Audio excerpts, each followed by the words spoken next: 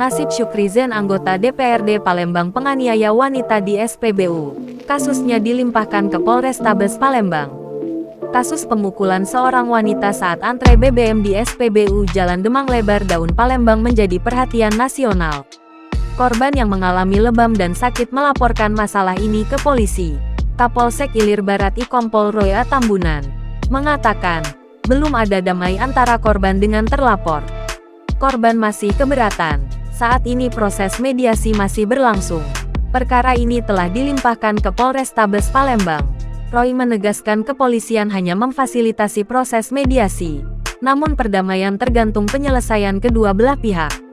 Nama Syukrizen ramai diperbincangkan setelah aksinya menganiaya wanita di SPBU Demang Lebar Daun Palembang. Akibat kelakuannya itu, Syukrizen terancam dipecat oleh partai asalnya, Gerindra. Dan kami pun, sikap Partai Gerindra Kota Palembang akan memberikan sanksi tegas kepada Bapak Syukrizen, bahkan sampai sanksi pemecatan. Ketua DPC Partai Gerindra, M. Akbar Alvaro mengatakan tindakan yang dilakukan oleh Syukrizen tidak bisa ditoleransi oleh partai. Sanksi tegas tengah disiapkan secara tertulis bahkan pemecatan. Ia menjelaskan, korban Nurmala sudah dipertemukan dengan Syukrizen untuk melakukan mediasi. Syukrizen juga sudah meminta maaf secara langsung dengan korban.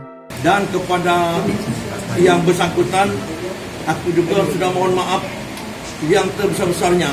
Surat penjatuhan sanksi kepada Syukrizen akan dibuatkan besok. Proses tersebut akan dilakukan oleh Dewan Pimpinan Pusat Partai Gerindra. Setelah viral, Syukrizen akhirnya menyampaikan permintaan maaf kepada masyarakat dan korban. Ia menuturkan, persoalan ini bermula saat terjadi antrean pengisian BBM di SPBU. Ia hendak beli Pertamax, sedangkan wanita itu hendak membeli Pertalite. Syukrizen mengaku tidak bermaksud memotong antrean, tetapi minta jalan untuk masuk ke antrean Pertamax. Peristiwa viral ini pertama kali diungkapkan oleh pemilik akun Instagram @tata0298. Ia mengaku peristiwa itu terjadi pada Jumat tanggal 5 Agustus tahun 2022. Ia menuturkan, anggota dewan itu hendak memotong antrean di SPBU. Tapi si wanita itu tidak memberikan kesempatan bagi pria itu memotong antrean. Pria itu kemudian langsung menurunkan kaca mobil dan mencaci maki dengan kata kasar.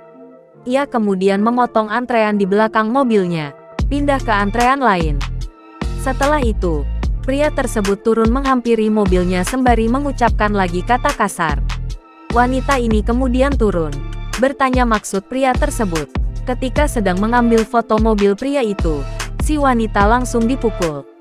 Ia mengalami lebam dan sakit di lengan, di kepala, bibir, dan terasa sakit di jari manis sebelah kiri. Dalam postingan Instastory-nya, Rabu tanggal 24 Agustus tahun 2022, ia mengaku belum ada perdamaian dengan anggota dewan itu. Ia bahkan mengaku sudah kontak dan berkonsultasi dengan pengacara Hotman Paris. Pengacara kondang ini sebelumnya mengaku siap ke Palembang dan memberikan bantuan hukum gratis. Ia mengajak semua masyarakat bersatu melawan oknum anggota DPRD itu.